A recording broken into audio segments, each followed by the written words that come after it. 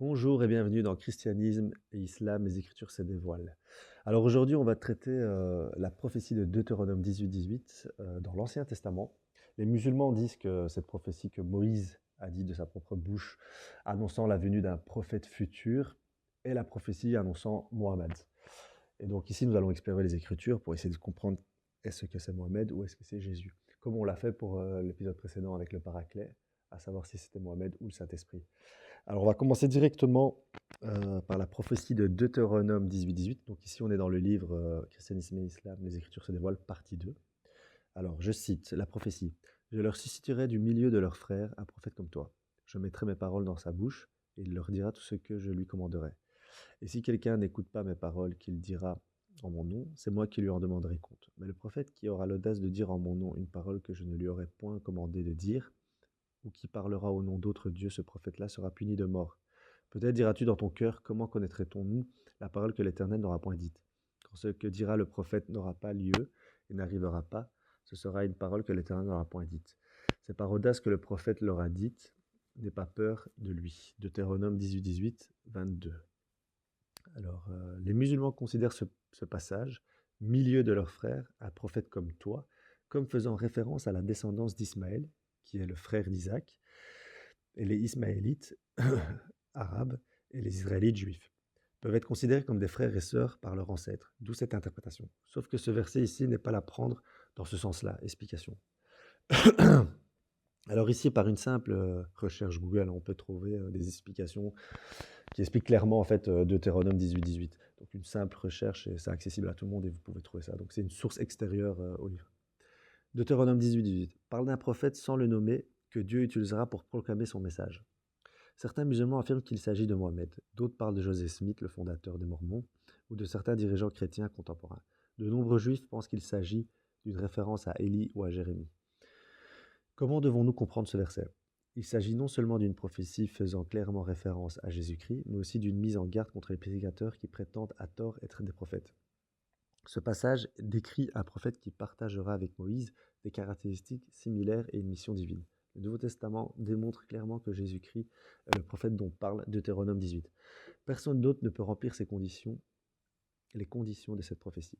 Moïse et Jésus naquirent pendant des périodes d'oppression. Moïse lorsque les Israélites étaient esclaves en Égypte et Jésus pendant l'occupation romaine d'Israël. Pharaon ordonna le meurtre des enfants hébreux après la naissance de Moïse et le roi Hérode ordonna le meurtre des enfants de Bethléem après la naissance de Jésus. Donc ici, on voit clairement la ressemblance entre les deux. Moïse conduisit les Israélites hors de l'esclavage physique en Égypte et Jésus conduisit ses vrais disciples hors de la captivité spirituelle du péché. Un grand nombre de personnages furent nourris pendant les ministères de Moïse et de Jésus. Donc beaucoup de miracles ont été accomplis par rapport au fait de nourrir les gens à travers Moïse et Jésus. Donc encore une fois, une ressemblance entre les deux.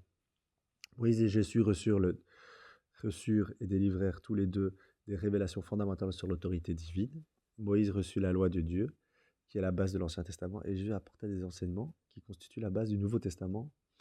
Jésus a déclaré « Car je n'ai point parlé de moi-même, mais le Père qui m'a envoyé m'a prescrit lui-même ce que je dois dire et annoncer. Et je sais que son commandement est la vie éternelle. C'est pourquoi les choses que je les dis comme le Père me les a dites. » Jean 12, 49, 50.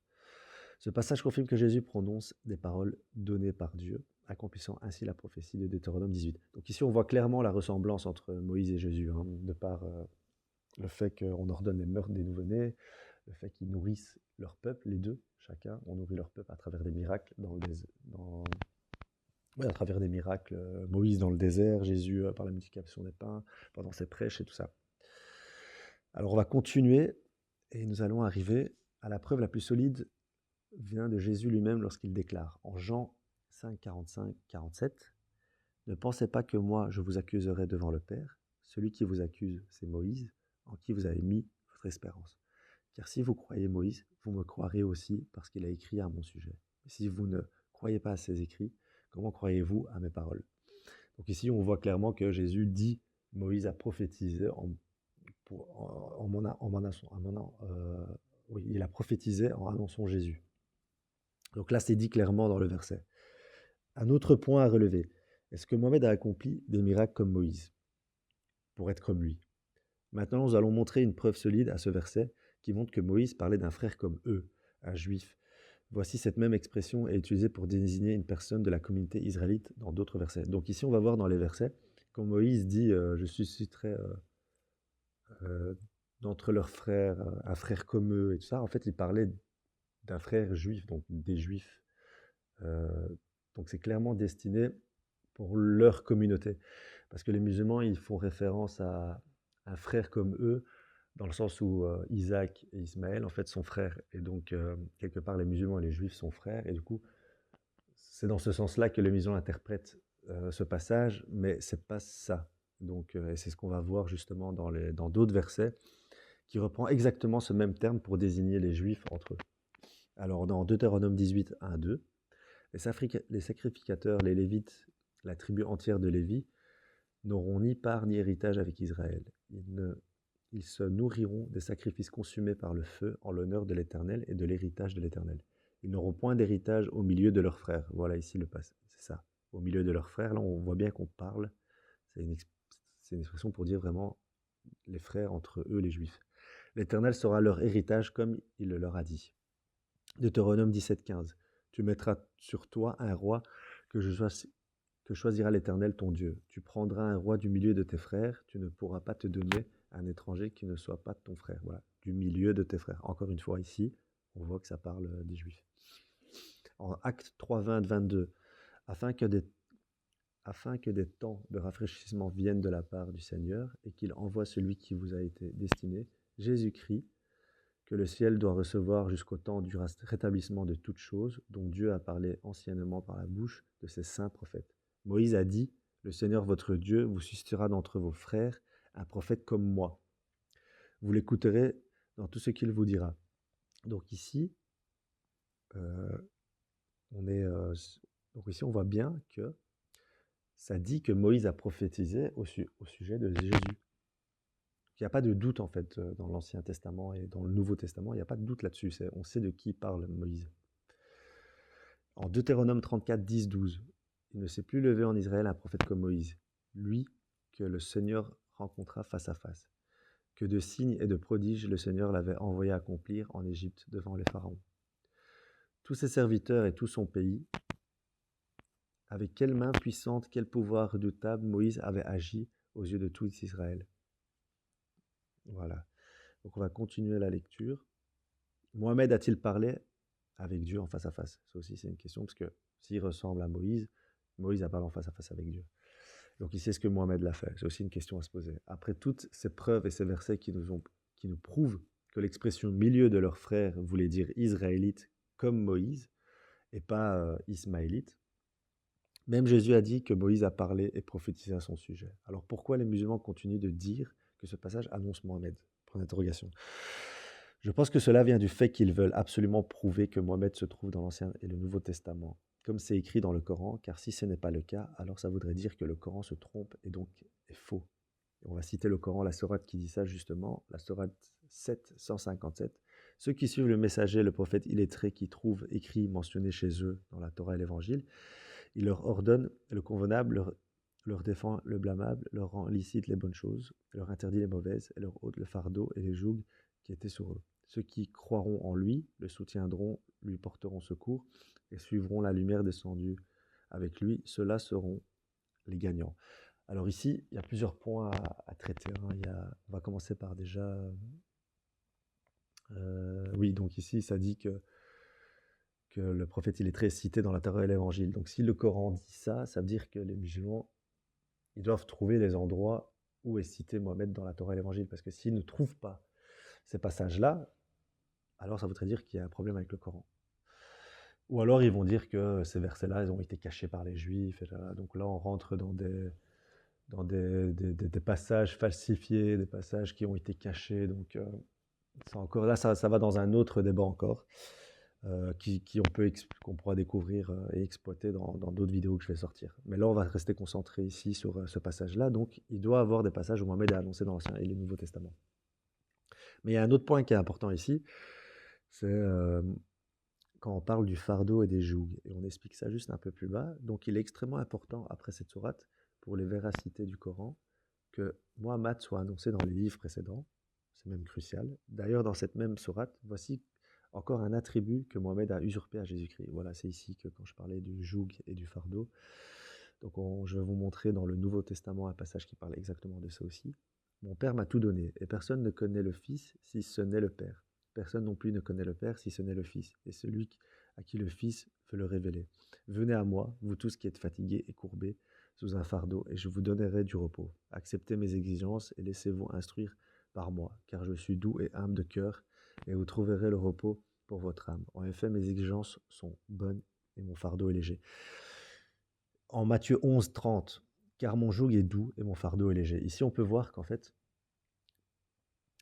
dans le Nouveau Testament, c'est Jésus qui allège du fardeau, parce qu'il est le Messie, donc il a le pouvoir, il a le potentiel, il a l'autorité pour alléger les fardeaux et pour que les gens viennent se reposer en lui. Mais ce qu'on voit ici, c'est que dans la sourate en haut, que Mohamed dit pareil. Et donc, c'est ce que tout le livre que j'ai écrit explique, c'est la manière dont le Coran vient dénaturer le christianisme, la manière dont Mohamed el-Mahdi usurpe l'identité du Messie, qui est Jésus-Christ, car il y a un seul Messie. Et donc là, ça prouve bien que Mohamed reprend un attribut de Jésus. On va continuer la lecture. Comment Mohamed peut-il enlever les fardeaux et les jougs qui étaient sur eux, alors que seul Jésus est capable de cela, car il est le Messie. Voilà. Mohamed n'est qu'un messager venu avertir, et comme nous l'avons prouvé un peu plus haut, il n'est pas annoncé dans les Écritures précédentes. Donc, que doit-on penser de lui? Jésus a enseigné le Père, comme dit dans le verset, et puis Mohamed arrive. Il utilise cette même expression et ses attributs. Il utilise ces mêmes expressions et ses attributs, mais change l'enseignement de Jésus, qui est vraiment Mohamed pour cela. Comment Mohamed peut changer l'enseignement du Christ? Ça, c'est une question vraiment à se poser. Comment un prophète qui est simple messager, qui ne dit rien de lui-même, est capable de changer la parole du Christ, du Messie. Le Messie, à savoir qu'il y en a un qui vient sur terre, pas deux. Alors ici, on va continuer. Voici un autre verset qui appuie encore plus le fait qu'il n'était pas annoncé. Donc Matthieu 11, 13. Tous les prophètes ainsi que la loi ont prophétisé jusqu'à Jean. Donc ici, on arrive pour montrer qu'il n'y a pas de prophète qui doit arriver après Mohamed et que Moïse, dans Deutéronome 18, 18, parle bien de Jésus. Parce qu'ici, Jésus adorait Jean le Baptiste et il a parlé de Jean le Baptiste dans l'Évangile. Et donc, on va explorer un peu ces passages-là. Car là, il dit tous les prophètes ainsi que la loi ont prophétisé jusqu'à Jean. Donc, c'est-à-dire qu'ils ont tous prophétisé jusqu'à Jean. Il n'y a pas de prophétisation au-delà de Jean. À savoir que Jean et Jésus, ils ont vécu en même temps. Ils sont nés presque à peu près à la même période. Marie, quand elle était enceinte, a rencontré la mère de Jean le Baptiste, qui était aussi enceinte. Et d'ailleurs, à ce moment-là, il y a un passage dans l'Évangile qui explique que Jean le Baptiste a tressailli d'allégresse en présence de Marie qui portait aussi Jésus. Donc il a tressailli d'allégresse en sentant le Christ près de lui. C'est un super beau passage. Et du coup, on va continuer ici pour expliquer, parce que, et oui, Jésus explique aussi qu'il n'y a pas plus grand prophète que Jean le Baptiste, plus grand homme que Jean le Baptiste, qui soit né d'une femme et d'un homme, donc de manière terrestre. Donc on va lire tout ça, et en même temps, Jésus, juste après Jean, et en même temps, Jésus, après Jean, est venu Jésus-Christ, le Messie. Pourquoi donc après la venue du Messie? Attendez, excusez-moi, il y a un petit... et en même temps, juste après Jean, est venu Jésus. Oui, c'est ça. Donc Jean est venu pour annoncer le Messie. Donc Jean a préparé les gens en pratiquant le baptême de repentance, donc il baptisait les gens dans le Jourdain, les Juifs. Et donc il préparait la venue du Messie qui était déjà là, mais qui n'était pas totalement révélé. Et donc, jusqu'au moment où en fait Jésus a été se faire baptiser par Jean le Baptiste, et Jean a pu assister à cette scène où il voit le Saint-Esprit descendre directement sur Jésus, et une voix parler du ciel en disant « Celui-ci est mon Fils bien-aimé ». Et là, il reconnut du coup le Messie, et c'est là que le ministère du Christ commence. Donc à ce moment-là, Jean le Baptiste s'efface petit à petit pour laisser la place au Messie. Et donc Jean était là pour préparer les gens à la venue du Messie. Et ce qui est intéressant, c'est que Jean le Baptiste dans le Coran ne baptise pas. Et ça aussi, c'est très très très étrange, c'est que il prêche, il dit certaines choses, mais il ne baptise pas, alors que c'est son rôle principal. Il s'appelle Jean le Baptiste quand même. Et, euh, et là, dans le Coran, il s'appelle Yahya, et je pense qu'il est juste il parle, il annonce des choses, mais il ne baptise pas, donc il ne prépare pas les gens à la venue du Messie dans le Coran. Vous voyez, encore une fois, là, il y a cette manière de vouloir un peu diminuer les rôles dans le Coran, comme Jésus qui n'est pas le sauveur. Et donc, effectivement aussi, il faut changer le narratif sur Jean le Baptiste pour que ce soit crédible dans le Coran par rapport à Jésus. Et donc, on a l'impression que le Coran vient vraiment enlever les choses du christianisme pour justifier la place de l'islam, quoi. Et donc, on va continuer la lecture. Quoi donc, après la venue du Messie, un autre prophète devait-il encore arriver pour apporter quel message, quelle bonne nouvelle? Surtout que dans le cas de l'islam, elle n'apporte que du doute dans ses écritures et vient s'attaquer aux écritures précédentes. Mais pourtant, l'islam dit que le Coran confirme les révélations précédentes, tout en disant qu'il prévaut sur elles et qu'elles sont falsifiées. Mais pourquoi confirmer si elle a été falsifiée? C'est une énorme contradiction, car alors le Coran confirme un livre dont la parole de Dieu a été détournée. Voici encore un passage intéressant. Matthieu 11, 10, 11. Car c'est celui dont il est écrit. Voici, j'envoie mon messager devant ta face, pour préparer ton chemin devant toi. Je vous le dis en vérité, parmi ceux qui sont nés de femmes, il n'en a pas point paru de plus grand que Jean-Baptiste. Cependant, le plus petit dans le royaume des cieux est le plus grand que lui. Donc ici, c'est Jésus qui parle, hein, qui parle de la grandeur de Jean-Baptiste. Il n'y a pas plus grand que Jean-Baptiste. Il n'y a pas plus grand que Jean le Baptiste. Si Mohamed était vraiment le sceau des prophètes, le dernier, pourquoi ici Jésus dit-il clairement qu'il n'y a pas plus grand que Jean et que tous les prophètes ont prophétisé jusqu'à Jean le Baptiste?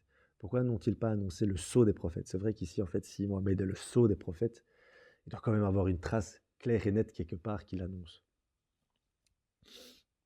Le sceau des prophètes. Attendez, hein, je retrouve où j'étais. Prophétie jusqu'à Jean le Baptiste. Pourquoi n'ont-ils pas annoncé le sceau des prophètes? Si Mohamed était annoncé dans l'Ancien Testament, alors la phrase de Jésus est étrange.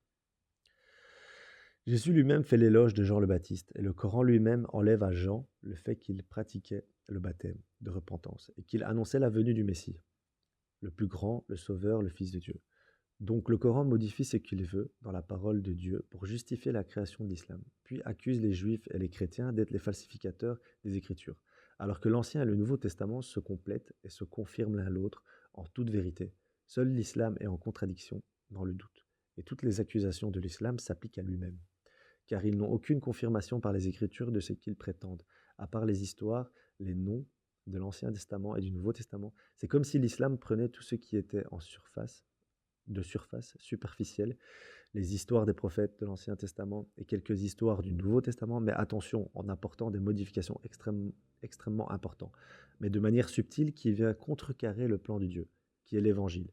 L'islam fait disparaître la grâce de Jésus-Christ accessible là maintenant à tous pour nous faire retomber sous des lois strictes à respecter avec peur de Dieu, des règles à répétition, comme dans le temps avec le peuple juif qui, à force de suivre leurs écritures, sont devenues rigides et dures de cœur, pensant que la loi apporterait la grâce. Jusqu'à l'arrivée de Jésus, qui termina la révélation, qui est venu révéler la vraie nature de Dieu, qui est amour et que sans l'amour, il n'y a pas de grâce ni de foi. Dieu a un plan pour se révéler et ce plan commence avec l'Ancien Testament. Dieu petit à petit a enseigné l'humanité avec les lois, des promesses, en changeant le cœur de l'homme, en le purifiant pour qu'il se tourne vers Dieu par son libre arbitre. Attention, Dieu veut qu'on vienne à lui par son libre arbitre, pas en s'imposant, avec toute liberté.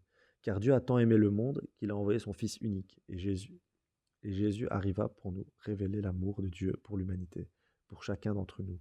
Il nous a montré son vrai visage, nous a enseigné qu'il attendra le plus longtemps possible jusqu'à la dernière minute qu'on se tourne vers lui, car il nous aime et chaque âme compte pour lui.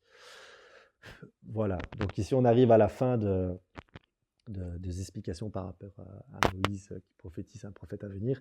Et donc ici, après, suite aux Écritures ici, on peut conclure avec plusieurs preuves différentes que quand Moïse parlait d'un frère parmi eux, il parle d'un juif, il parle d'un frère juif et pas d'un frère israélite, mais pas d'un frère ismaélite.